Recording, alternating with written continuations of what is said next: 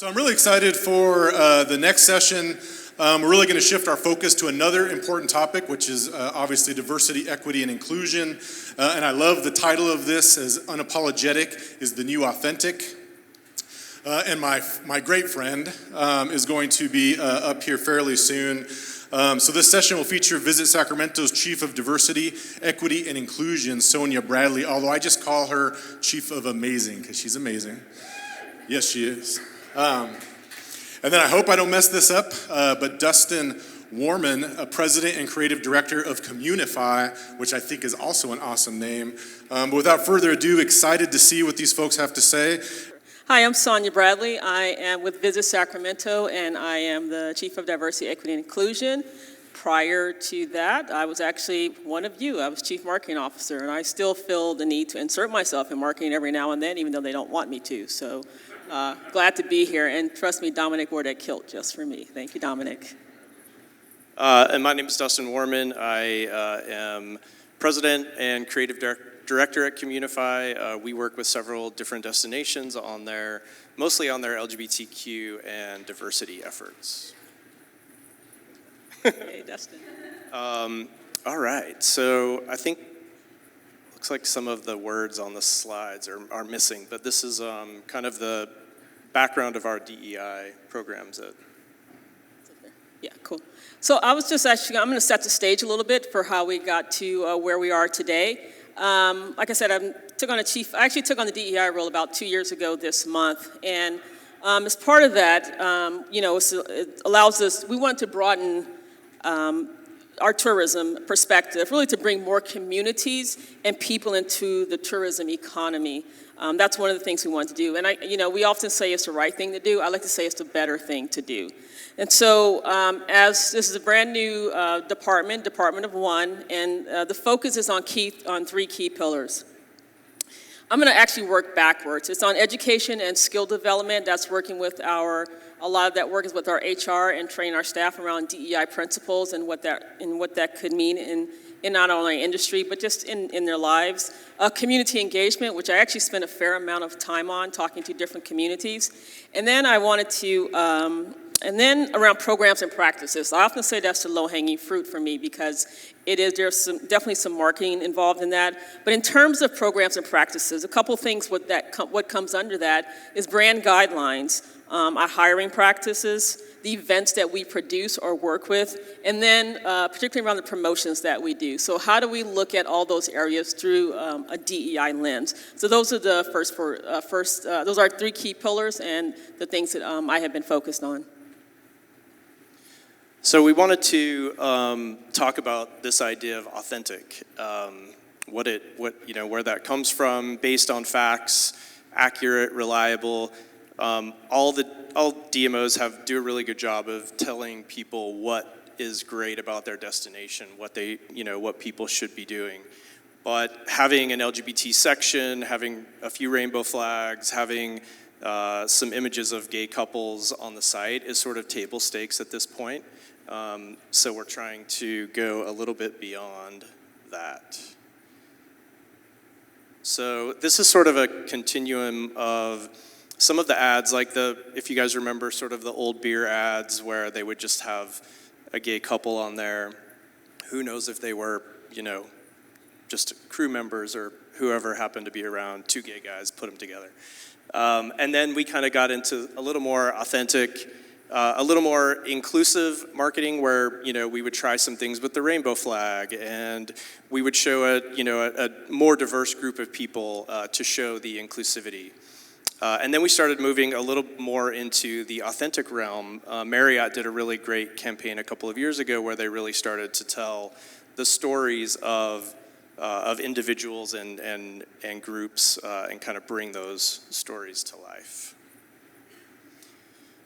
So for us, going into Unapologetically Queer, do you want to talk a little bit about kind of the... Yeah, so that's the name of our campaign, which we're going to show you some images from shortly. But to get to this point, we worked really hard with our agency, who has agency of record. And what we honestly didn't really have was a really strong brand voice, and what was our tone. And when we looked at Sacramento as a destination, and I think a lot of us can relate to that, not a lot of people know who we are. If you're in Northern California, you know who we are. And so we did the research to find out how are we perceived. And a lot of what we came back with, particularly around our residents, early on, especially as I've been there for a number of years, there was a lot of aw shucks attitude or apologetic for being who we are, and we're an hour and a half from Sacramento, from San Francisco, we're an hour and a half from Lake Tahoe, and so it was all about geographic location. That's not how anyone wants to market itself typically. And so we took a look at who we are, and what we looked at, particularly these last few years as Sacramento's really come into its own, what we wanted to show is that people who live there, who visit there, really did enjoy their experience in there. And we started thinking about, you know what, let's stop apologizing for who we are or what we are not. We don't need to be Austin. We don't need to be any other city. Let's be who we are. And so we looked at it as, let's be apologetic. Let's be authentic about who we are. We needed to own that. And then we are really accepting and welcoming destination. People feel that when they visit the destination. And so how do we put that all together as part of a brand strategy? And that's what we worked with our agency to come up with this new, really stronger brand voice and tone of how we speak about our destination. And ultimately, it's just stop apologizing for who we are. Let's own it.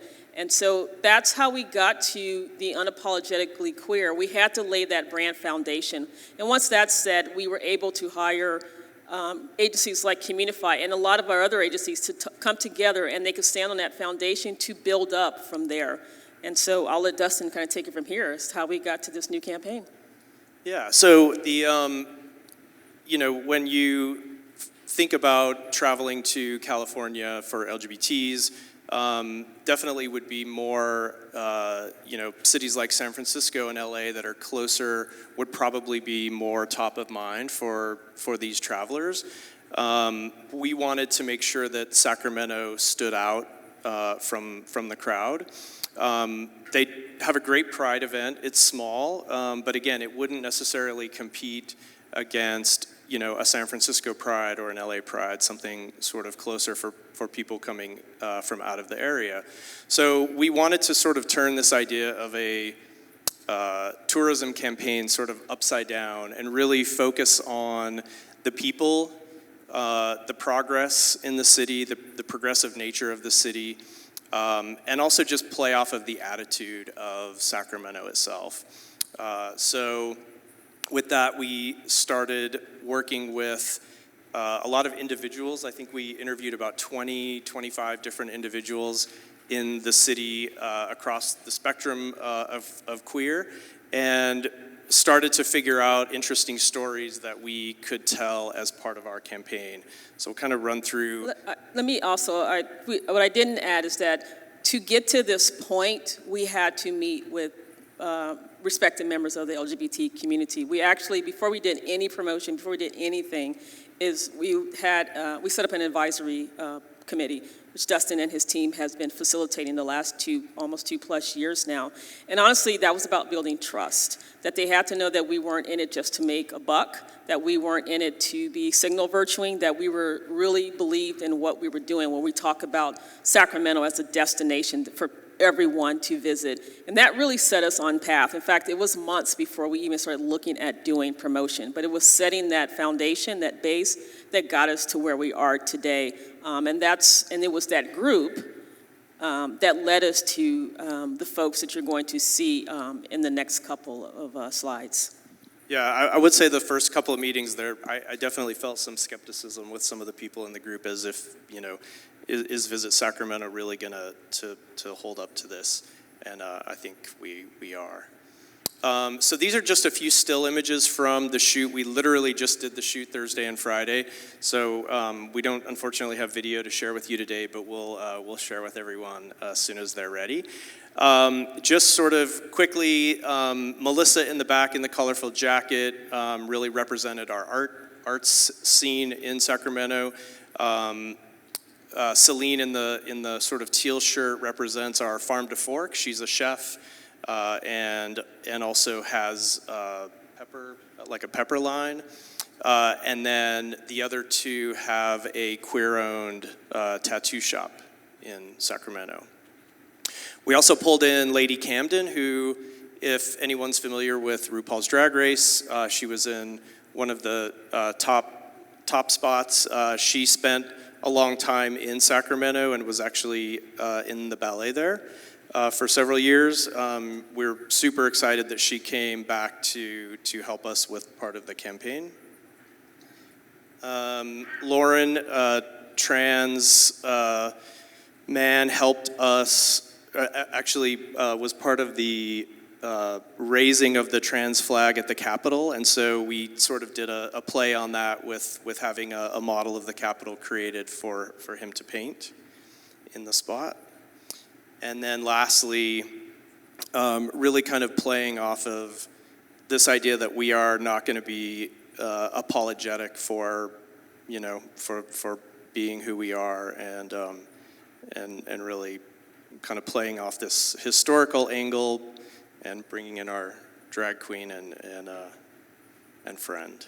This is probably not just for who we sing, but I love this because, like you said, Sacramento, I'm sure a lot of you may or may not know, we're the home of the gold rush. And so being able to show something that's so steeped in tradition for Sacramento and Sacramentans, and a lot of people know us by that gold rush history.